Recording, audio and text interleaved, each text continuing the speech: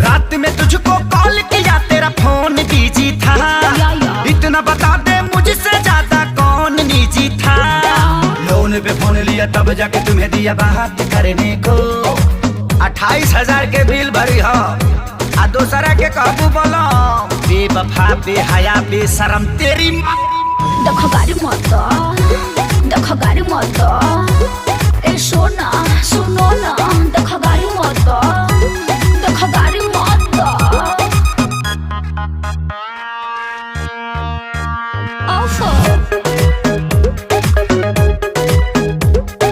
दूर के मौसी के चाची के बेटा रहे वो, पूरा हमरा घर के चहेता रहे वो। रिश्ते में भैया लगते हैं, बड़ा लेट नाइट तक जगते हैं, आ कभी कभी मन करता है तो फोन घुमा लेते हैं।